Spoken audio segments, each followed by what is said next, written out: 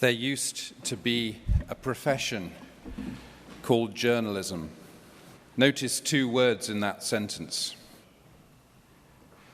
Have you ever noticed that journalism is an ism, like socialism, Epicureanism, or Anglicanism?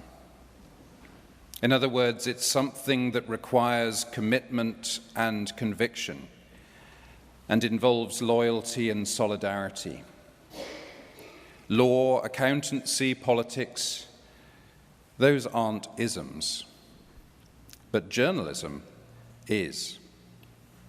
Likewise, the word profession. It refers to a guild of members who have training, apprenticeship, standards, integrity, and a desire to serve the public at cost to their own comfort or freedom. There used to be a profession called journalism. There used to be a man called Richard Lindley.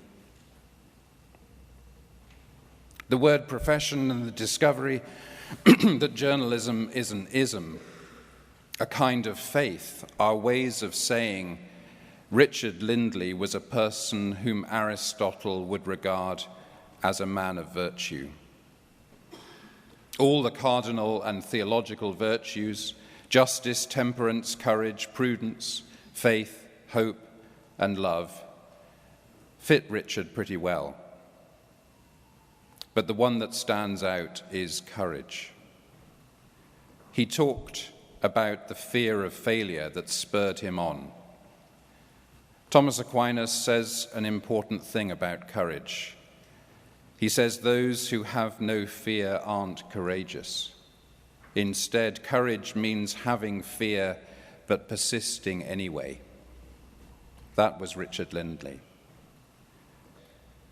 And what is it that took so much courage? Meeting a man like Saddam Hussein, yes. Facing horror in Bangladesh, yes. Being arrested in Angola, yes. Facing Alzheimer's, yes. But one thing above all requires courage from a journalist and from all of us. What requires courage most of all is to tell the truth. What makes journalism an ism, a form of faith, what makes it a profession, a guild of honor, is this commitment above all, to tell the truth. Come what may, whoever's embarrassed, or aggressive, or alienated, or wild with threats, you will know the truth, and the truth will set you free. That is the Hippocratic oath of journalism. That was the creed of Richard Lindley. The Christian faith is that there is truth, and that truth became flesh in Jesus. And the world is allergic to the truth, so Jesus was crucified, but the truth can't be suppressed, so Jesus rose from the dead, and the Spirit came to empower Jesus' followers to spread truth into all the world. That Christianity, in the minds of many, ceased to be synonymous with truth is a great tragedy. That people beyond the church speak the truth anyway is part of the way God redeems the world despite the failures of the church. One person who spoke the truth in such a way was called Richard Lindley. 8 months ago, in this church, a bunch of asylum seekers played the disciples, and city slickers played the Sanhedrin, and a New York mogul played Pontius Pilate, as the congregation of St. Martin's enacted the Passion of Jesus as it does every Palm Sunday.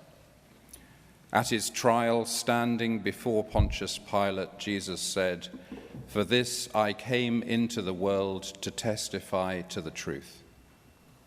Pilate replied from exactly where I'm standing now, in a broad New York accent, "What is truth?"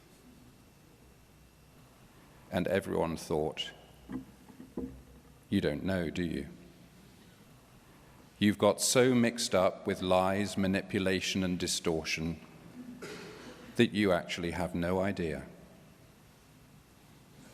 In the 1st century AD, those who spoke the truth to people who controlled resources and information were called prophets. Today, such people are called journalists. There used to be a profession called journalism. Today, we're led by people who don't know what truth is. Journalism is becoming an adjunct of marketing governed by algorithms. Real journalists who believe the truth sets you free are becoming so rare they're better described as prophets. We've gathered to honor Richard Lindley, journalist. Only now do we realize he was a prophet. And his faithful, dangerous, countercultural, courageous message was this: the truth will set you free. Free indeed.